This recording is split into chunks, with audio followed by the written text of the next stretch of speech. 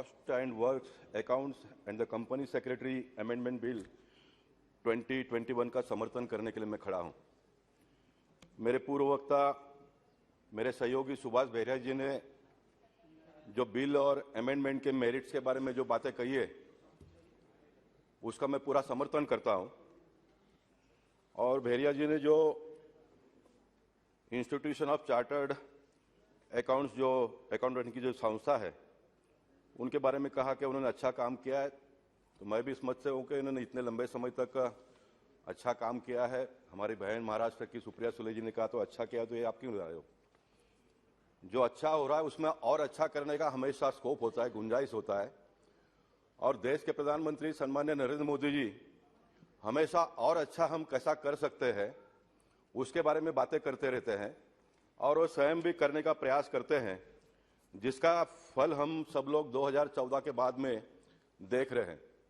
देश कितना तेजी से आगे बढ़ रहा है, देश प्रगति कर रहा है, देश के लोगों का सरकार पर विश्वास बढ़ रहा है और ये जो विश्वास बढ़ रहा है इसको और बढ़ाने का प्रयास इस बिल के माध्यम से वो कर रहे। सभापति महोदय जी, जो बिल के केंद्र मुख्य बिंदु के बारे में अगर हम बात करेंगे तो पेंडेंसी ऑफ केसेस जो डिस्पोज नहीं होते हैं उसके लिए अमेंडमेंट लाया गया है। अब ये जो 3-2 का रेशियो था, 3 चार्टर्ड अकाउंटेंट के मेंबर और 2 गवर्नमेंट के मेंबर जो होते थे, मैं ऐसा मानता हूं कि पहले से ही ये गलती हुई है कि पहले से एट पार 3-3 का होना चाहिए था, जो नहीं हुआ। लेकिन जो नहीं हुआ तो उसको अभी करके और अच्छा करके आगे बढ़ना ये बुद्धिमान लोगों का काम है और इस बिल के माध्यम से वो सरकार प्रयास कर रही है, तो मैं मानता हूं कि हम सब लोगों ने उसका समर्थन करना चाहिए। बार बार ऑटोनॉमी की बात आती है।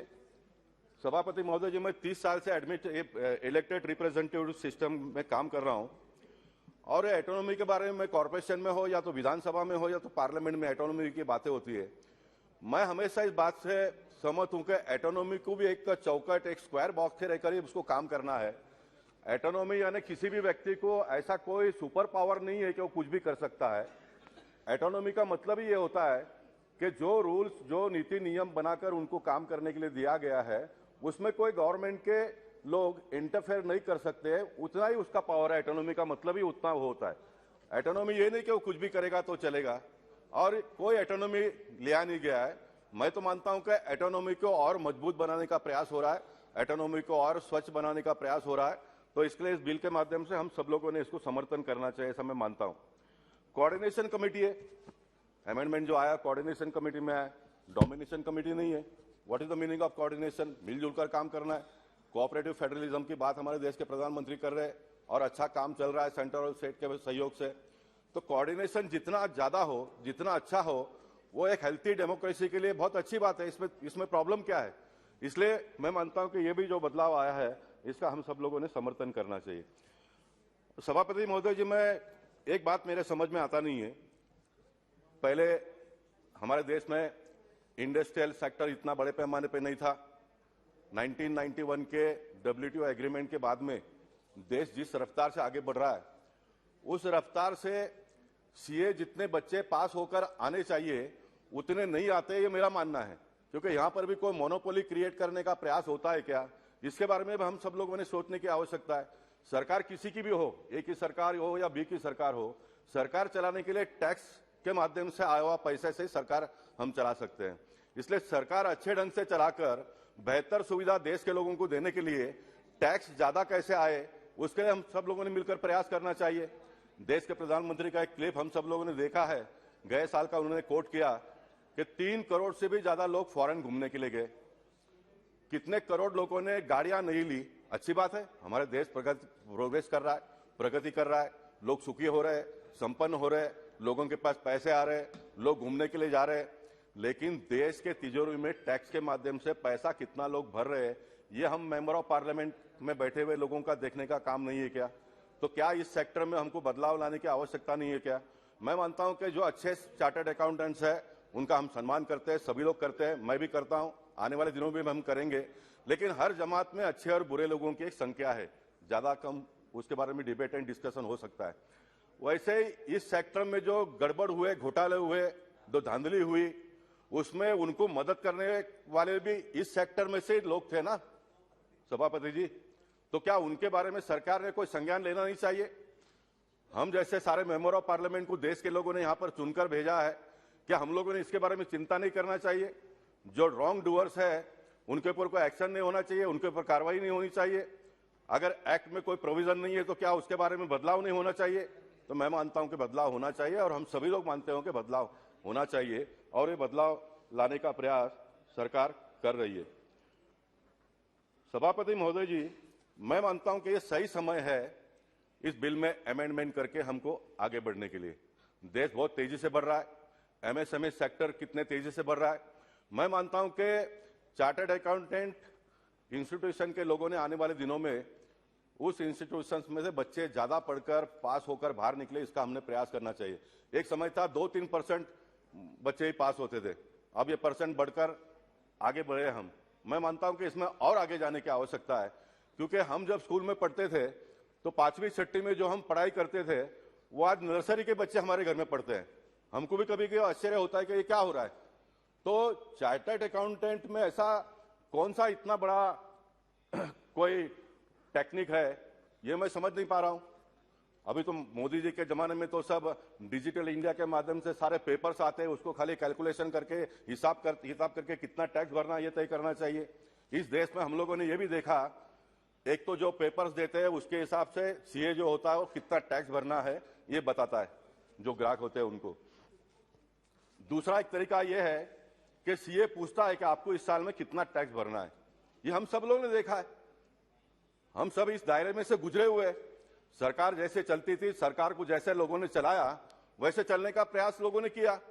अब बदलाव का समय आ गया है, तो मैं मानता हूं कि हमने बड़े पैमाने पे जो छोटे छोटे व्यवसाय करने वाले लोग हैं उनको टैक्स के दायरे में लाने का प्रयास करना चाहिए। और ये लाने का प्रयास कौन करेंगे? ये चार्टर्ड अकाउंटेंट लोगों ने करना चाहिए। जब हमारे मत विस्तार में अगर वोटर की संख्या ज्यादा बढ़ जाती है तो चुनाव के पहले हम लोग उनका नाम एनरोल करते हैं ताकि ये हमको वोट दे। तो देश में भी जो व्यवसाय करने वाले लोग हैं, अगर वो टैक्स नहीं भरते हैं तो उनको टैक्स के दायरे में लाने का काम चार्टर्ड अकाउंटेंट लोगों का है। और मैं मानता हूं कि हमारे सब चार्टर्ड अकाउंटेंट भाई जो है वो बहुत ही जवाबदारी से एक काम करेंगे। मैं तो मानता हूं कि इनको एक टारगेट देना पड़ेगा। जैसे देश के प्रधानमंत्री होने के बाद में हम सब मेंबर ऑफ पार्लियामेंट को सांसद आदर्श ग्राम के नाम पे एक और एरिया दिया हमको काम करने के लिए, और हम सब लोगों ने किया। उसकी संतुष्टि भी हमको मिली, हमको समाधान भी हुआ कि हम अपने मतदार संघ के बाहर जाकर अन्य लोगों की भी सेवा कर पाए। तो ये चार्टर्ड अकाउंटेंट इंस्टीट्यूशन के लोगों ने नए टैक्स के दायरे में बड़े पैमाने पे लोगों को लाने की आवश्यकता है, जिससे बड़े पैमाने पे टैक्स आएगा, और टैक्स जितना ज्यादा आएगा उतना हम बेहतर काम कर पाएंगे। मेंबर ऑफ पार्लियामेंट को 2 साल से एमपी लैड बंद हुआ है, अभी फिर एक बार चालू हुआ है। महाराष्ट्र में हमारे यहाँ पर जो एमएलएस होते हैं उनको 5 करोड़ रुपए मिलता है, और हम 6 विधानसभा में एमपी को 5 करोड़ रुपए मिलता है।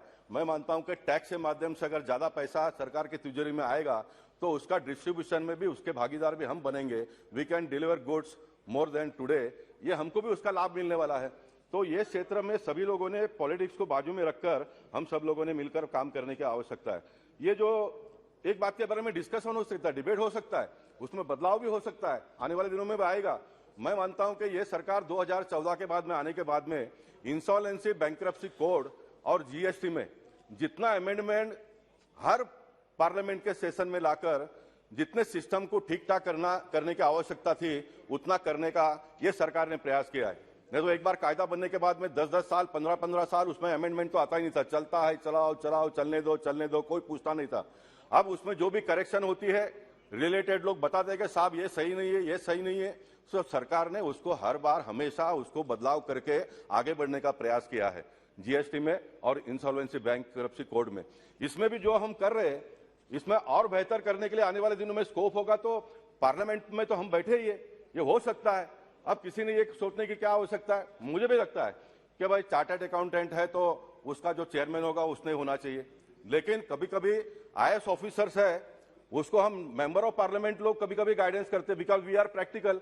हमको पता चलता है कि मतदार संघ में लोग कैसे हैरान है, परेशान है। तो ये कोई मापदंड नहीं हो सकता है किसने क्या करना है, किसने नहीं क्या करना है करके। और इनका जो ऑडिट करने के लिए जो ये जो पैनल में से मेंबर उनका ऑडिट करेगा, मुझे लगता है कि ये भी अमेंडमेंट बहुत सही है, क्योंकि कोई भी सर्जन कितना भी एक्सपर्ट होगा तो वो जब बीमार होता है तो उसको ऑपरेशन करने की आवश्यकता पड़ती होगी तो उसको अन्य डॉक्टर के माध्यम से ही करना पड़ता है, वो स्वयं तो करता नहीं है।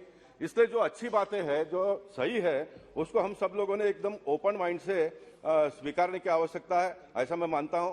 और ये किसी ने भी ये सोचने की कोई आवश्यकता नहीं, जो बहुत पढ़ा है, बहुत लिखा है, जो बहुत डिग्री है उसके पास में, वही सब कुछ कर सकता है। इस पार्लियामेंट में हम लोग देखते हैं जो ऑक्सफोर्ड यूनिवर्सिटी के जो स्टूडेंट्स हैं वो किस प्रकार का परफॉर्मेंस देते हैं, और जो महानगर पालिका के स्कूल में से पढ़कर आए हैं वो किस प्रकार का परफॉर्मेंस देते हैं, ये भी हमने पार्लियामेंट में भी देखा और पार्लियामेंट के बाहर भी देखा है। इसलिए हर व्यक्ति को काम करने का स्कोप देना चाहिए। ये सरकार हर व्यक्ति को काम करने का स्कोप दे रही है, इसलिए हम सब लोगों ने समाधान मानकर जो ये बिल आया है इसको सब लोगों ने सपोर्ट कर हम आगे बढ़ना चाहिए। जो भी बदलाव आने वाले दिनों में उसकी आवश्यकता होगी, मैं मानता हूं कि सरकार उसके बारे में भी संज्ञान लेंगी।